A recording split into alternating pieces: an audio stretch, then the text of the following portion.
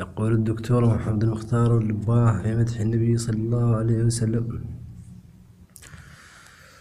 أماك ما شربت أم المدامى، وريحك ما شممت أم الخزامى، طيبة بغيتي وصميم حبي، منى قلبي بروضك قد تناما. قدمت إليك من شوق قديم، غراما قد غذيت به غلاما، ففي ساح المناخة قد تبدت معالمك الجديدة والقدامى. تراءت في الشمال ربى الثنايا، طلوع البدر كان لها سناما، وذا سلع يطل بناظريه ويترك في مناظرك ارتساما. وذا أحد يدير إليك وجها، ويقرئك التحية والسلاما.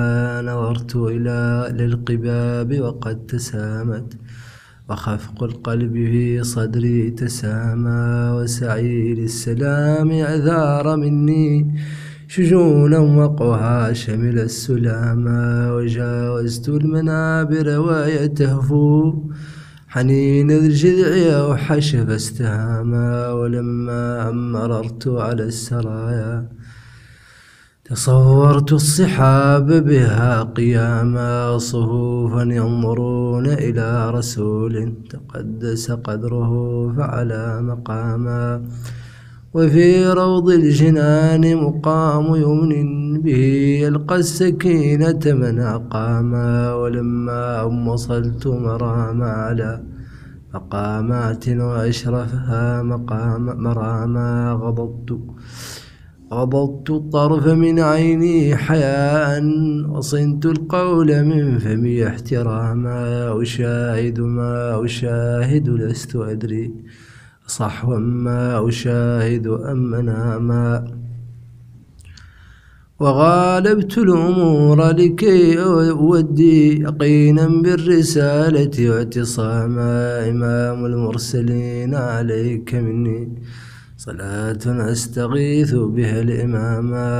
أحمد قد صدقت وقلت حقا، بلاغ أمانة عم الأناما. لقد بلغتها ولقيت منها على إبلاغها محنا عظاما. وكان لقومك القدح المعلى بتكذيب بها وأذى وذاما. وآيات النبوة بينات تزيل بديهة عنها القتاما. لما يعرفوك فتى أمينا صدوقا محسنا برا هماما. لما يسمعوا وحيا مبينا قد أفحمهم فما استطاعوا كلاما. لعل نفوسهم قد أيقنته ونور الحق يخترق الظلاما. ولكن كذبوا حسدا وحقدا ولجوا في حبائلهم خصاما. ولكن الإله قد اجتباه في إنعامه أهدى التماما. إمام المرسلين إليك عهدي شهودا كاتبين له كراما. أرجي محو آثام ثقال لا نفسي جنيت بها دواما.